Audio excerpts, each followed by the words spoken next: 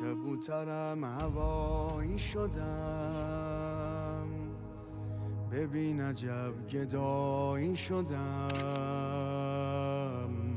دعای مادرم Assalamu alaikum and welcome to Howza Life, the show where we discuss what Howza life is really like for students living here in the Holy City of Qom. As you guys know, this is my husband, Muzaffer and Syeda. And this is my wife, Syeda Fatima Ali.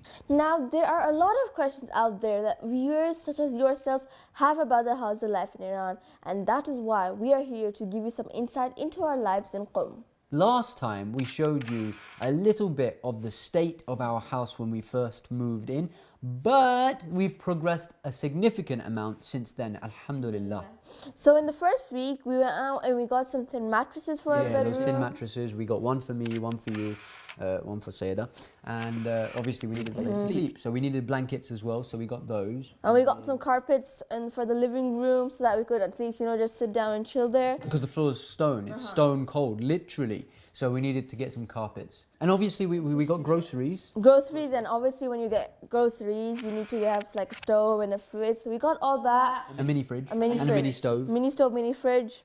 The stove according to our budget. Yeah. Everything is according to our budget. Yeah, that's a good point. All of this is like within the budget of a newly married student. Yes. And everything is blue as well, because she loves blue. It's her favorite color, and we couldn't get black things. My favorite color is black, and that would just black. It would look like a haunted house. Speaking of black, Muharram. Now, Muharram is that month in which justice rose against injustice. And we give our salams to Imam al-Hussein and Syeda Zainab, who sacrificed everything in the way of Islam and for the sake of Allah. Here in Qom, the culture is absorbed in the commemoration of Imam Hussein alayhi salam. Yeah. You know when you go to a majlis and everything is black? Qom, the entire city is just black. Like there is black flags everywhere. The walls of houses are draped in black. Even like some shops, they hang banners. For the first few days, they closed the ice cream shops, the entertaining places, like the playing shops for kids. Yes. I don't know, like the place where you take your kid to just dump him in a ball pit or something like that. Standing outside Barmaid's fast food restaurant. But even here, they're commemorating the martyrdom of Imam Hussein. So inside you'll see that it's usually a really lively, happy atmosphere. But in the month of Muharram, everything's toned down just a little bit. You know back in the West where you feel like, it's Ashura, so everybody takes a day off. Over here, you have no choice. The whole city is taking a day off. So where will you go? You can't do anything. You just have to go and cry for Imam Hussein that day because everything is closed. You walk out in the streets, everybody is mourning, everybody is crying, everybody is doing matam, everybody is reciting poetry for Imam Hussein. Everybody's in that state of mourning.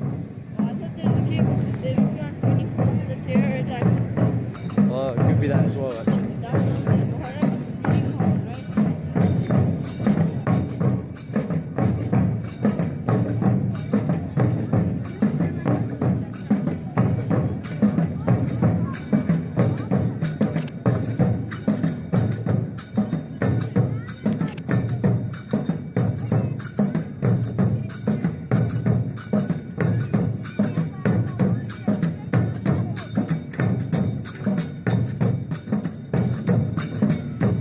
So they do it in Farsi, in Arabic, in Urdu. Yeah, and as you said about it's beautiful. Cultures, you have the Indo-Pak community mourning in their way. You have the Iranians mourning in their way. You have a couple, you have groups of Iraqis. Actually, we saw them all rushing with flags. Yeah, they were running with flags, saying Ya Hussein, Ya Hussein.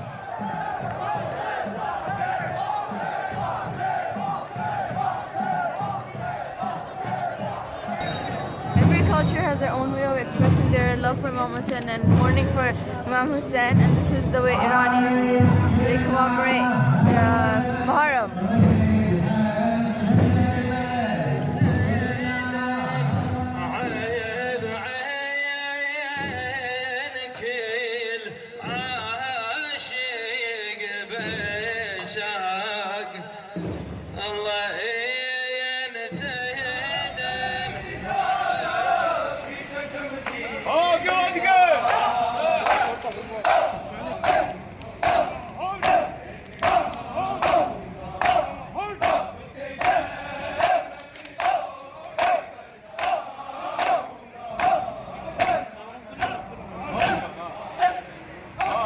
And as they say, like every culture has their own way of expressing this sorrow for Imam Hussein. Yeah. So everyone has their own culture. So many different peoples from different backgrounds, different economic, financial backgrounds, coming together, and they're all the same suddenly. They're all crying for the same thing. They're all mourning for the same thing. They're all commemorating for the same cause. And it's absolutely beautiful to see. Karbala gives us a lot of messages. For example, through Sayyida Zainab, we learn the importance of hijab.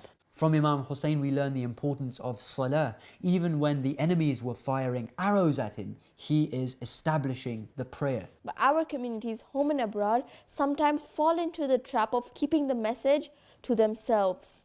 We should be striving to spread the message far and wide. Which brings us to a question from one of our viewers. Here they are.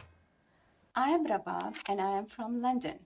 My daughter is interested in studying at the Howza in Qom, inshallah, one day.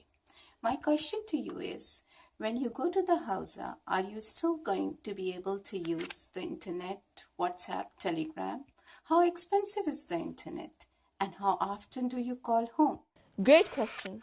Now, the impression that people have back at home and in other parts of the world as well of Iran is that when you go there, you're going to enter into some sort of a cave and then you're going to be completely disconnected from the rest of the world.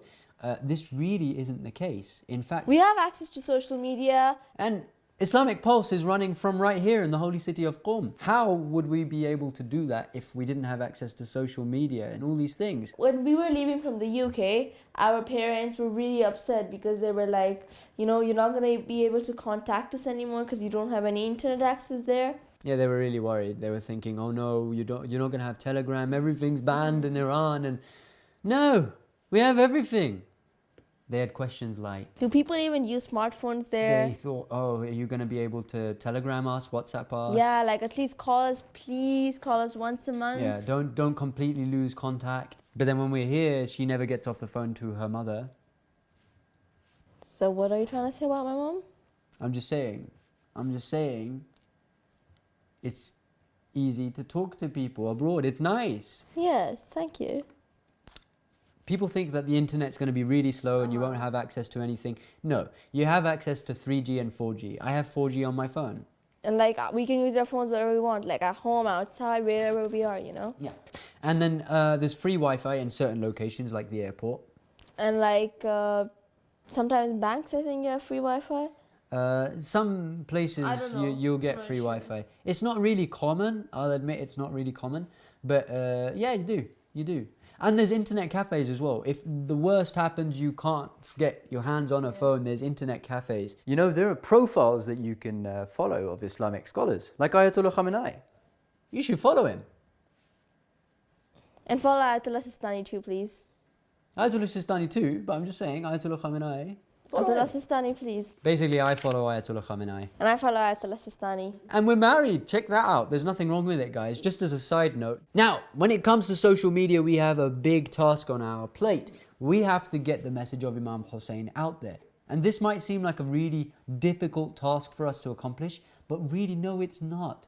You know, one of the mistakes that we make when trying to share the message with people is we think, oh no, well, this is going to need a campaign and this is going to need a logo and we're going to need to get people together. No, you don't. But it's so easy now. Start small. It blooms. It blossoms into something. Just maybe share words from the Holy Quran on Instagram, share a hadith of the Imam through Facebook. You anything. take one hadith from Imam Hussein and share it. It doesn't even need to be, anything fancy. You share that with somebody on Telegram, on WhatsApp. We've made posters, beautiful posters.